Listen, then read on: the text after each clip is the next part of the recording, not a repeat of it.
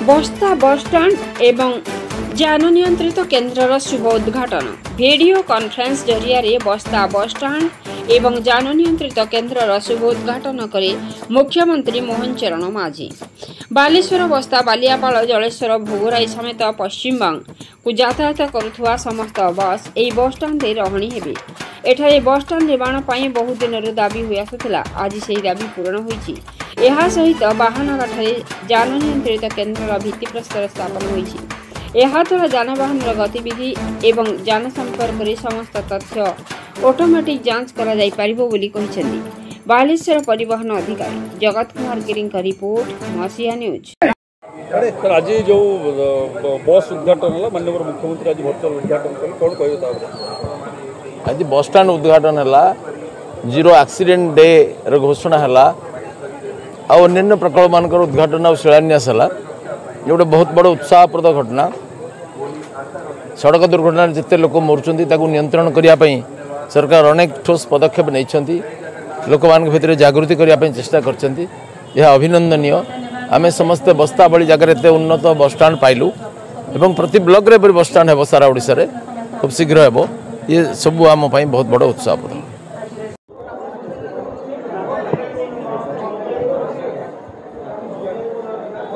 Sir आज जो बस्ता बस स्टाण्ड उद्घाटन होला कौन कहबे सर? ना आज आमर कमर्स एंड ट्रांसपोर्ट डिपार्टमेंट रो दुईटा प्रोजेक्ट आमर बालेश्वर पे आज उद्घाटन होईछि। गोटे होची आमर एटीएस ऑटोमेटेड टेस्टिंग सेंटर बा सिस्टम जोटा आम कहे बा स्वयंकृत जान निरीक्षण जोटा हम सेंटर सेटा आमर बालेश्वर जिले रे गोटे उद्घाटन माने तार भित्तिप्रस्तर सर है।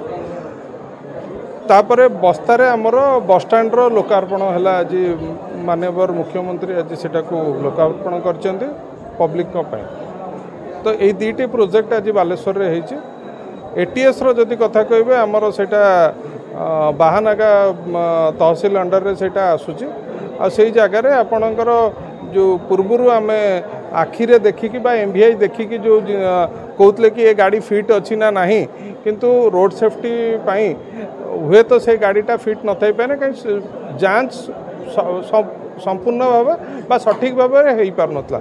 सेई जिनस पई आज एटीएस रो माने जोटा हमर स्टोन ब्रेकिंग हैला बा शिलान्यास पड़ला आ परे सेठी तैयारी हबो विदिन 3 to 4 months भीतर सेटा भी कार्यक्रम हो जिवो।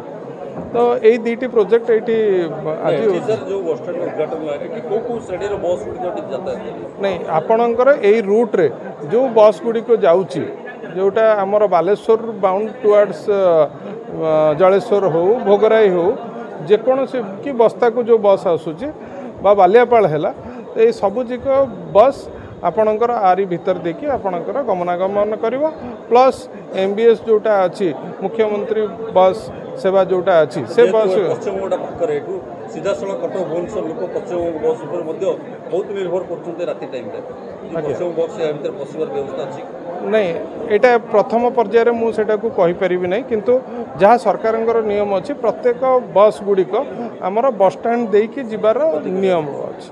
तो इनिशियल स्टेज रे आमे माने प्रत्येक जगार बोली भी बस ऑपरेटर्स जानिबा दरकार। जेहेतु आपण एटा कहलेनी कि पश्चिम बंग को देकी तो आमर मैक्सिमम व्हीकल्स आमर जाउची कलकाता जो जाउची आमे तांको चेष्टा करिबा कि आ भीतर देकी जिबा पई जदियो एठिकार लोक जदि थिबे ताहले सेमाने निश्चित भाव में बस स्टाण्ड रे ड्रॉप करिवार व्यवस्था करिबा। आपण मसीहा न्यूज यूट्यूब चैनल को सब्सक्राइब कलेनी कि जदि करि नाहंती एबे करि नियंतु। एहा सह मसीहा न्यूज रो फेसबुक पेज को और ट्विटर को फॉलो करंतु। ता सह मसीहा न्यूज रो ऐप आसी गलानी निज मोबाइल रो प्ले स्टोर रो डाउनलोड कर नियंतु। जय जगन्नाथ।